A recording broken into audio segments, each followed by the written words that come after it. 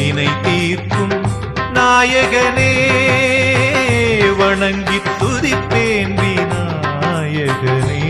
ஜாதகத்தை மட்டும் தூக்கிட்டு 2வது நட்சத்திரம், 6வது நட்சத்திரம், 8வது நட்சத்திரம், 13வது நட்சத்திரம், 15வது நட்சத்திரம், 19வது நட்சத்திரம், 20வது நட்சத்திரம், 24வது நட்சத்திரம், 26வது நட்சத்திரம், 27வது நட்சத்திரம், இந்த நட்சத்திரத்தை தான் யோகம் பார்த்து அந்த தேதியை குறித்து கொடுத்து அந்த நட்சத்திரத்துக்கு ஏற்ற மாதிரி அந்த பொருத்தத்தை மட்டும் பார்த்து இந்த நட்சத்திரம் தான் உங்களுக்கு கல்யாண தேதிக்கு இந்த காலண்டர்ல இந்த நட்சத்திரம் ஓடுது. வேறு ஒரு தம்பதி இருக்காங்கன்னா, இது உதாரணத்துக்கு மிதுன ராசியில இருக்கு, இங்க கடக ராசியில இருக்கு. இப்படி உள்ளவங்களுக்கு இந்த நட்சத்திரம் தான் யோகம், ஒரு உத்தர நட்சத்திரம் பண்ணிக்கலாம். எல்லாம் உங்களுக்கு ஹஸ்த நட்சத்திரம் அன்னைக்கு தேதியில ஓடுற நட்சத்திரத்துல இந்த மாப்பிள்ளைக்கு 8வது நட்சத்திரம், பொண்ணுக்கு இது 6வது நட்சத்திரம், இதுதான் யோகம் சொல்லி முடிச்சு வச்சிருக்காங்க. இந்த பொண்ணுக்கு அமையக்கூடிய கணவர் 7ஆம் அதிபதி போய் 8ல மறைஞ்சுக்கிட்டு, ஆல்ரெடி இந்த பொண்ணுக்கு திருமணம் 7 குறைவன் 8க்கு 6, 8ல இருந்தாலே தாமதம். ஆல்ரெடி உங்களுக்கு நிறைய ஜோதிட குருமாருக்கு இதுல அக்கிரூட்டா பிச்சு கடல் எடுத்திருப்பாங்க, அவ்வளவு தெல்ல தெளிவா பேசி முடிச்சுட்டாங்க. அவங்களுக்கு எனக்கு தெரிஞ்ச விஷயத்த சொல்லிக்கிட்டு இருக்கேன். ஒரு லக்கணத்தை மட்டும் 1 மாசம் சொல்லி கொடுக்க நிறைய ஜோதிடர் இருக்காங்க. 12 கட்டத்துக்கும் 12 மாசம் சொல்லி கொடுக்கறதுக்கு ஆள் இருக்காங்க. இவர் என்ன பெருசா சொல்ல போறாரு அப்படின்னு நீங்க நினைச்சிட வேண்டாம். நான் சொல்ல வந்தது எல்லாம் கல்யாணத்துக்கு சரியா பொருத்தமாங்கிற சாட்டா சொல்றதுக்காகத்தான் வந்திருக்கேன். 7 குடையவன் 8க்கு போயிட்டுனா திருமணத்துக்கு பிறகு அவமானப்பட்டுக்கிட்டு இருக்கு. இந்த பெண்ணுடைய நிலைமை திருமணத்துக்கு பிறகு ஒரு அவமானத்தை பார்க்கணுங்கிற கட்டாயத்துலதான் 7 குடையவன் 8க்கு போயிட்டார். அப்ப திருமணத்துக்கு பிறகு அவமானப்பட போகிறார் என்றுதான் இந்த கட்டம் காட்டுகிறது. இந்த தேதிக்கு இதுலயும் பொருத்தம் பார்த்துக்கலாம். இந்த நம்பருக்கு இது பாம்பு, இந்த ஆடை சேர்க்க முடியுமா? ஒரு பக்கம் எலி, ஒரு பக்கம் மான். இப்ப டேட்டா பொறுத்தலே நம்ம இவ்வளவு பொருத்தம் பார்க்கக்கூடிய தன்மை இதுல இருக்கு. இவ்வளவு கல்யாண பொருத்தம் பார்த்தும் இவங்க கையெழுத்துல மூலம் என்னென்ன நட்புங்கிறத பாக்குறோம். இதை பார்த்து முடிச்சு விட்டுறோம். இந்த பொண்ணு, இந்த மாப்பிள்ளை இந்த 11ஆம் இடத்துக்குரிய பொண்ணை கல்யாணம் முடிச்சா பொண்ணால லாபம், மாப்பிள்ளைக்கு அது 11ஆம் வீடாது, இது லாபம், இது நல்லாதான் இருக்கு அப்படின்னு சொல்லி முடிச்சிருவாங்க. நல்ல ஜோதிடர் இந்த 7 குடையம் மறைஞ்சிருக்குன்னு சொல்லி கொடுக்க மாட்டாங்க. இந்த பொண்ணுக்கும் அதே மாதிரி 7 குடையம் கெட்டு போயிருக்கு, அதனால நல்லா 7 குடையம் வலுத்திருக்கிற ஆளை பார்த்து சரியான இடத்துல செலவு முடிச்சு கொடுப்பாங்க. அப்படி போடலையும் ஒரு மிருக வச்சிருக்கு. இந்த கையெழுத்துப்படி பயங்கரமான நட்பு இல்லை. நாய் பூனை கூட சேர்க்க முடியுமா? எலி ஒரு பக்கம் பூனை, ஒரு பக்கம் பாம்பு. எங்கிட்ட அது மேட்ச் ஆகுதா? இந்த கையெழுத்துக்கு மேட்சிங்கே இல்லை. நம்ம இவ்வளவு பொருத்தத்தை பார்த்து இந்த லக்கணத்துக்கு இதெல்லாம் முடிக்கலாம் பார்த்துட்டாங்க. இவ்வளவு விஷயங்கள் இருக்கு. இந்த லக்கணத்துக்கு மண்ணுக்கு நீரை சேர்க்கலாம் சேர்த்துருவாங்க. சிலவங்க 7 கூட நல்லாவே இருந்திருக்கும். அப்படி முடிச்சு கொடுத்தாலும் இந்த இடைஞ்சல் வேற சந்திக்கணும். இதை நம்ம இதுக்கெல்லாம் மாற்று கருத்து கிடையாது. ஆனா இது மாற்றுறதுக்கு வழி உண்டு. அன்பர்கள் அனைவருக்கும் வணக்கம். நான் உங்கள் மகாசபரி நாராயண சங்கராஜா பேசுகிறேன். இன்று நாம் காண இருக்கும் தலைப்பு, திருமண பொருத்தம் சரியாக அமைக்க ஜாதகம் அல்லது நியூமராலஜி எது முக்கியம்? நம்ம கடந்த தொடர்ல போறோம், பல விஷயங்களை பேசியிருக்கோம். முதல்ல 9 நவக்கரத்தை பத்தி பேசியிருந்தோம். நியூமராலஜில என்றால் என்ன, பிரமிடு என்றால் என்ன, போன் நம்பரை பத்தி விளக்கியிருந்தோம், 100 பேரை பத்தி விளக்கியிருந்தோம், பஞ்சபட்சி சாஸ்திரத்தை பத்தி விளக்கியிருந்தோம், வாஸ்து பத்தி விளக்கியிருந்தோம், வீட்டு நம்பரு, டோர் நம்பரு, வண்டி நம்பரு. கடைசியா நம்ம அதிகமா விரும்பி பார்த்தது எல்லாமே போன் நம்பரா விரும்பி பார்த்ததுனால போன் நம்பர் பத்தி எல்லாம் அதிகமா விளக்கம் கொடுத்திருந்தோம். அதுக்கப்புறம் கடைசியா பச்சை குத்தனவங்களை பத்தி பல விஷயங்களை பேசியிருந்தோம். அது ரொம்ப விருப்பப்பட்டு, எனக்கே ஆர்வமாக விருப்பப்பட்டு செய்யாத ஒரு விஷயத்தை செஞ்ச மாதிரி ஒரு மன உணர்வை உணர்ந்தேன். கடைசியா எல்லாரும் கேட்டது, எல்லாரும் கொடுத்துட்டாங்க, லக்கி நம்பர் என்ன, என்னுடைய லக்கி நம்பர் என்ன, எல்லாரும் விரும்பி ஆர்வமா கேட்டாங்க. பல பேர் கையில உள்ளங்கையில் எழுதிட்டு என்னென்ன கஷ்டப்படுறாங்க. நிறைய லேடிஸ் குருமார்கள்லாம் நிறைய பேர் நம்பரை எழுதிட்டு அதுக்கு என்னென்ன தொல்லைகள் அணிக்காங்க, அதை பத்தி தெளிவா வளர்க்கணும். இப்ப அதுக்கப்புறவு நிறைய ஜோதிடர்கள் பூரம் பொருத்தம் பார்க்க வரையில திருமண பொருத்தம் பார்க்க வராங்க. பார்க்க வந்துட்டு 2 பேருக்கு எத்தனை 11 பொருத்தம் பார்க்குறோம், இதுல எத்தனை பொருத்தம் இருக்கு, அது எத்தனை பொருத்தம் இருக்கு, இது எல்லாமே பொருத்தம் உள்ளதா? ஆண் பெண் ஜாதகமா 3 ஜாதகத்தை உதாரணம் போட்டிருக்கோம். இந்த 3 உதாரண ஜாதகமும் பொருத்தம் உள்ளதுதான். அந்த விளக்கத்தை விட இந்த 2 பேருக்கும் முடிச்சுட்டாங்க, இந்த தம்பதியர் பெயர் என்ன, திருமண தேதி என்ன, இதுல 3 விளக்கங்களை கொடுக்கும். இதுல என்ன அவங்க வாழ்க்கை பயணம், திருமணத்துக்கு பிறகு அவங்க பயணம் எப்படி இருக்கு, இதை நீங்க ஜாதகத்தை மட்டும் தூக்கிட்டு பார்த்துட்டு அதுக்கு முக்கியத்துவம் கொடுத்துட்டு நம்பர்ல மிஸ் பண்ணிடுறாங்க. ஏன்னா நியூமராலஜி நல்லா இருக்கா, ஜாதகம் வேலை செய்தா, உங்களுக்கு போனதோட லக்கி நம்பர் முக்கியமா, பிரார்த்தனை முக்கியமா? ஒரு பட்டிமன்றம் மாதிரி விளக்கணும் சொன்னோம். ஆச்சரியமா எனக்கு ஒரு பட்டிமன்றத்துக்கு விளக்கம் கொடுக்குற மாதிரி ஒரு பெரிய விஷயங்களை உங்களுக்கு இறக்கி வச்சோம். இப்ப அதே மாதிரிதான் திருமண பொருத்தம். தம்பதியர் இணை பிரியாமல் அன்புடன் கடைசி வரைக்கும் அவங்க வாழ்க்கை இன்பமா இருக்க அதுக்கு என்ன சூட்சமோ அதுல ஜாதகத்தை மட்டும் தூக்கிட்டு 2வது நட்சத்திரம், 6வது நட்சத்திரம், 8வது நட்சத்திரம், 13வது நட்சத்திரம், 15வது நட்சத்திரம், 19வது நட்சத்திரம், 20வது நட்சத்திரம், 24வது நட்சத்திரம், 26வது நட்சத்திரம், 27வது நட்சத்திரம், இந்த நட்சத்திரத்தை தான் யோகம் யோகம் பார்த்து அந்த தேதியை குறிச்சு கொடுத்து அந்த நட்சத்திரத்துக்கு ஏற்ற மாதிரி அந்த பொருத்தத்தை மட்டும் பார்த்து இந்த நட்சத்திரம் தான் உங்களுக்கு கல்யாண தேதிக்கு இந்த நட்சத்திரம் ஓடுது. இப்ப 2 பேர் ஒரு தம்பதி இருக்காங்கன்னா, இது உதாரணத்துக்கு மிதுன ராசியில இருக்கு, இங்க கடக ராசியில இருக்கு. இப்படி உள்ளவங்களுக்கு உங்களுக்கு இந்த நட்சத்திரம் தான் யோகம், ஒரு உத்தர நட்சத்திரம் பண்ணிக்கலாம். எல்லாம் உங்களுக்கு ஹஸ்த நட்சத்திரம் அன்னைக்கு தேதியில ஓடுற நட்சத்திரத்துல இந்த மாப்பிள்ளைக்கு 8வது நட்சத்திரம், பொண்ணுக்கு இது 6வது நட்சத்திரம், இதுதான் யோகம் சொல்லி முடிச்சு வச்சிடறாங்க. அதுல போக நம்ம சில விஷயங்கள் ஜோதிடத்துல பல இன்னும் தேடுதல் நிறைய இருக்கு. விட கிடையாது. எனக்கு இது ஒரு தேடுதல் வந்துகிட்டே இருக்கு. பூமியில யாருக்கும் நிறைவு கிடையாது. பூமியில நம்ம இதுல தோண்ட தோண்ட விஷயங்கள், ஜோதிடம்ங்கிறது பெரிய கடல்.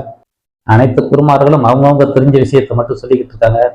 நான் எனக்கு தெரிஞ்ச விஷயத்த மட்டும் சொல்லிக்கிட்டு இருக்கேன். இதுதான் பெருசுன்னு நான் சொல்லலை. எல்லாரும் ஜாதகத்தை மட்டும் பார்த்துட்டு கரெக்டான தேதியில கரடியான முடிக்காம நிறைய பேர் அண்டர்ஸ்டாண்டிங் இல்லாம மிஸ் அண்டர்ஸ்டாண்டிங் ஆகுது. அது பல பேர் செக் பண்ணல. அதுக்கு மிகப்பெரிய காரணம் நட்சத்திரத்தை எல்லாம் பார்த்து முடிச்சும் ஏன் டைவர்ஸ் கேஸ்ல போய் நிக்காங்க. அந்த ஒரு தேடுதல் வரும். பல பேரை செக் பண்ணி 24 வருஷத்துல இதனால ஏன் இதை சந்திச்சாங்க அப்படின்னு பல பேரை செக் பண்ணா அவங்க கல்யாண தேதியில வரும் 2, 4, 7, 8 வந்துடும். அப்படியே இருக்கிறவங்க ஒன்னு நியூமராலஜில வரும், இல்ல பிரமிடு நம்பர்ல வரும். அந்த மாதிரி சம்பந்தப்படுறவங்க தான் பெரும்பாலும் இன்னல்கள் அணிவிக்காங்க.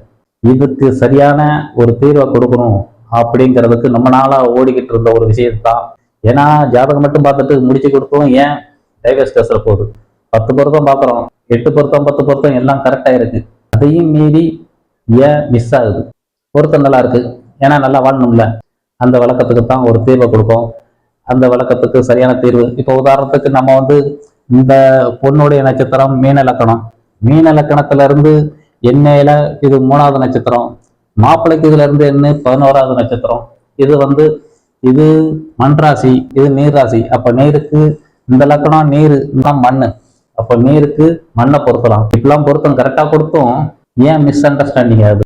அந்த விளக்கத்தை கொடுக்கறதுதான். அதெல்லாம் உங்களுக்கு உடல பல விஷயங்கள் சொல்லல, இதை பத்தி சொல்லியிருப்போம்.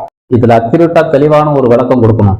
ஏன்னா இது காலத்துக்கும் அடுத்த தலைமுறைக்கும் மிக மிக முக்கியம். அந்த விளக்கத்துக்கு சரியான தீர்வை கொடுக்கணுங்கிற ரொம்ப நாள் மனசுல ஏங்கி கிடந்த ஒரு ஆள் மனசுல எனக்குள்ள பதிஞ்சு கிடந்த ஒரு விஷயத்தை தான் உங்களுக்கு கொடுக்கணும்னு நினைக்கிறேன்.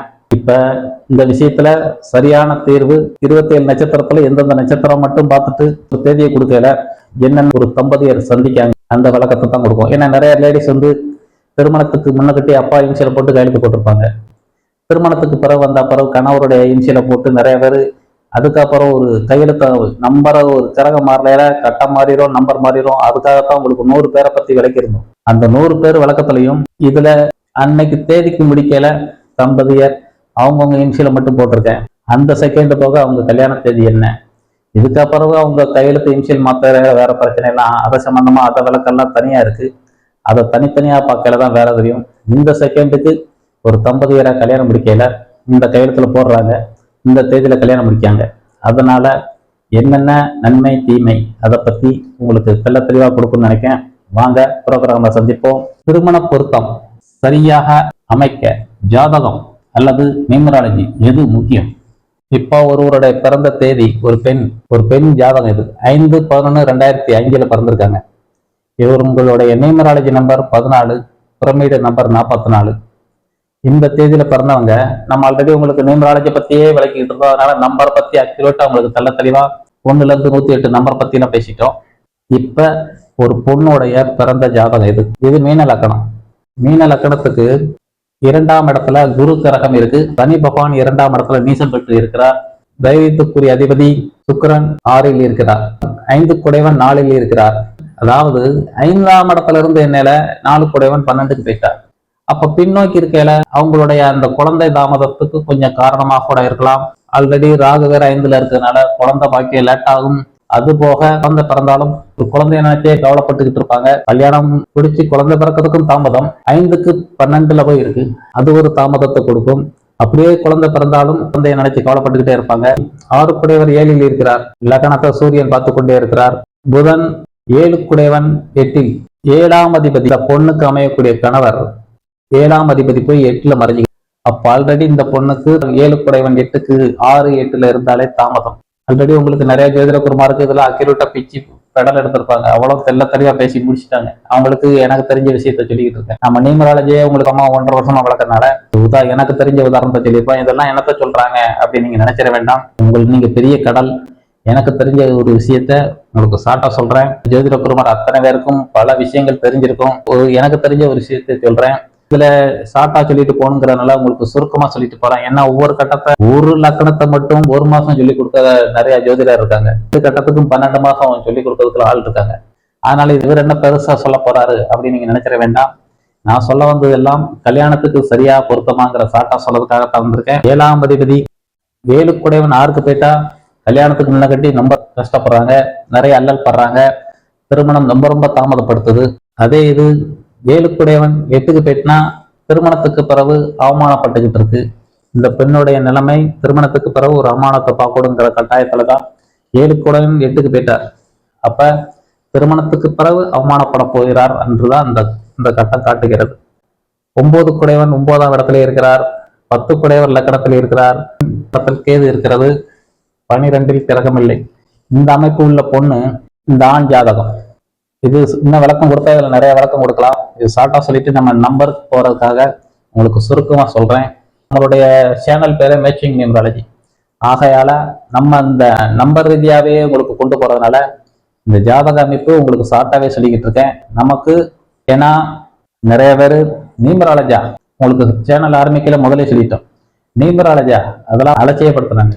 அந்த அலட்சியம் படுத்தினால்தான் உங்களுக்கு நம்பர் ரீதியாவே ஒரு எண்ணெய் இழுத்து கொண்டு போனது. அதுக்காகத்தான் அந்த நம்பரை அவ்வளவு உயிராற்றல் இருக்கு. உங்களுக்கு ஆல்ரெடி முதலே சொல்லியிருக்கோம். எண்ணென்ப ஏனி எழுத்தன்ப இவ்விரண்டும் கண்ணென்ப வாழும் உயிர்க்கு அப்படின்னு சொல்லி திருவள்ளுவர் பேசியிருக்கிறார். எண்ணும் எழுத்தும் உயிராக கொள்ள வேண்டும். அப்போ முதலே நமக்கு ஒரு குழந்தை பிறந்தோடனே கர்ப்பப்பையிலிருந்து நம்ம குறிக்கிறது டயத்தை குறிக்கும். அப்ப சென்ற ப்ரோக்ராம்லேயே சொல்லியிருப்போம், முதல் நம்பர் தான் செயல்படுது. அப்ப நீங்க நம்பரை பார்த்துட்டு தான் பிரபஞ்சப்படி சூரியன் அங்க எங்க இருக்கு அதை லக்கணமா குறிக்கிறோம். சந்திரன் இருக்கிற கோள்களை வச்சுதான் நம்ம இதை போட்டுக்கிட்டு இருக்கோம். அப்போ முதல் முன்னுரிமை நியூமராலஜி. அதுக்காக நிறைய ஜோதிடர் ஆரம்பத்துல இருந்தே உங்களுக்கு இதை மட்டுமே கான்செப்ட் கொண்டு கொண்டு உங்களுக்கு பல விளக்கங்களை கொடுத்துக்கிட்டு இருக்கனால இந்த விளக்கத்தை நான் ஷார்ட்டாவே சொல்லிட்டு போறேன். நம்மளுடைய வேலை நம்பர் விளக்கத்துக்காகவே உங்களுக்கு அதிகமா கொண்டு போய்கிட்டு இருக்கேன். ஏன்னா இதை காட்டிலும் அதுல எவ்வளவு மைனஸ் மிஸ் பண்றாங்கிறதுக்காகத்தான் நம்ம இதை பத்தி உங்களுக்கு சொல்றோம். இதை ஓவரா சொல்லலை, நீங்க வருத்தப்பட வேண்டாம். இதெல்லாம் சொல்றதுக்கு ஏற்பட்ட ஜோதிடர் இருக்காங்க. நம்ம சொல்றது நம்பரா மட்டும் உங்களுக்கு விளக்கம் கொடுக்கறனால இதை ஷார்ட்டா சொல்றேன். எனக்கு தெரிஞ்ச விஷயத்த மட்டும் இதுல சொல்றேன். இவரு ரிஷப லக்கணம். ரிஷப லக்கணத்துக்கு குடும்பஸ்தான அதிபதி 9ல் இருக்கிறார். 2 5 ரிஷப லக்கணத்துக்கு 2 5 9ஆம் இடத்துல இருக்கிறார். இது ஒரு யோகத்தை காட்டுது. 4 9ஆம் இடத்தில் இருக்கிறார். அது ஒரு யோகம். 7 செவ்வாய் 6ஆம் இடத்தில் இருக்கிறது. இந்த பெண்ணுக்கு கல்யாணத்துக்கு பிறகு அவமானம் காட்டுது. இவரு கல்யாணத்துக்கு முடிக்கிறதுக்குள்ளே பெரும்பாடுபட்டு ரொம்ப தாமதத்தை காட்டுது. ரிஷப லக்கணத்துக்கு 7 6க்கு போயிட்டு உங்களுக்கு ஆல்ரெடி நிறைய ஜோதிடருக்கு தெரியனால இதை ஷார்ட்டாவே சொல்லுவோம். 7ஆம் அதிபதி மறையக்கூடாது. 7 கெட்டு போயிட்டா அதுக்கு 7 பெண்ணுக்கு மறைஞ்சா ஆணுக்கு நல்லா இருக்கிற பொருத்தத்தை பார்த்து முடிக்கும். இங்க 2 பேருக்கே மறைஞ்சு கிடக்கு. இது வரும் 7 8க்கு போயாச்சு. இங்க ரிஷப லக்கணம் 7 6க்கு போயாச்சு. அப்ப இந்த பொருத்தத்தை நம்ம கட்டத்துல 7 2ல ஒரு ஆளுக்கு பாதிக்கப்பட்டிருந்தால் அண்டர்ஸ்டாண்டிங்கா வாழ்வாங்க. 2 பேருமே மைனஸ் ஆயிருந்தா என்ன ஆகும்? அவங்க வாழ்க்கை 2 பேருமே மிஸ் அண்டர்ஸ்டாண்டிங்ல இருக்கும். நட்பு கம்மியா இருக்கு. திருமணத்துக்கு பிறகு அவமானம் காட்டுது. இவர் திருமணத்துக்கு முன்னகிட்டே பெரிய போராட்டத்தை சந்திச்சு தான் கல்யாணம் முடிக்க வேண்டியிருக்கும். 8 குரு கிரகம் சொந்த வீட்டுல இருக்கிறார். 11ஆம் இடத்தில் ஆயுள் ஸ்தானம் எல்லாம் நல்லா இருக்கு. ஆயுள் காரகனோட சேர்ந்திருக்கு. அப்பா சொத்து சூரியன் இருக்கு, புதன் இருக்கு. 5 9ஆம் இடத்துல இருக்கிறது புண்ணியம். கேது எந்த இடத்துல இருக்கோ உங்களுக்கு ஆல்ரெடி குறைப்பார சொல்லியிருக்கோம். அவரு இது கொடுக்கறதுக்கு ரெடியா இருக்கு. அப்பா சொத்து இருக்க.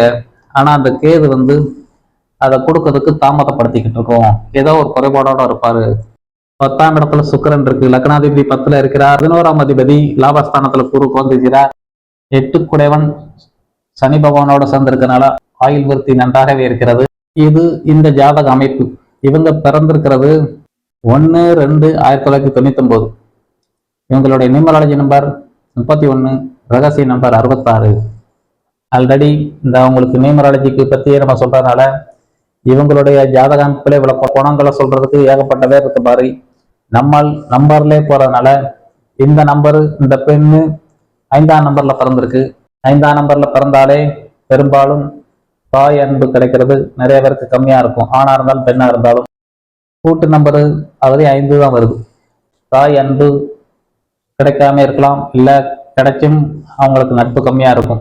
இது இயல்பாவே அந்த குணம் இருக்கு. இவங்களுடைய நியூமராலஜி நம்பரு 5/11/2005, நியூமராலஜி நம்பர் 14, ரகசிய நம்பர் 44. இவங்களுக்கு ஆல்ரெடி 44 வரதுனால சொல்லில துன்பத்தை 30 வயசு வரைக்கும் அணிக்கணும். அவங்களுடைய பின் லைஃப் வரும் 40 வயசுக்கு பிறகு அவங்களோட பெரிய வளர்ச்சி பாதைக்கு அடி எடுத்து வைப்பாங்கன்னு சொல்லியிருக்கோம். ஆகையால 8ஆம் நம்பரு ஓப்பனா பேசும். ஓப்பனா பேசி 4 பேர் நண்பர் 4 பேர் விரோதியும் உருவாக்கிடுவாங்க. சொல்லிலா துன்பத்தை 30 வயசு வரைக்கும் அணிவிச்சு 31 35க்குள்ள சொல்ல மாட்டோம். 36 38க்குள்ள எதிர்பாராத ஒரு சம்பவத்தை பார்ப்பாங்க. 40க்கு பிறகு வளர்ச்சி பாதைக்கு அடி எடுத்து வைக்கும் இந்த நம்பர். இவங்களுடைய நம்பரு ஆண். உள்ளுக்குள்ள ஒரு சக்கரவர்த்தி, உண்மையில மெழுகுவர்த்தி.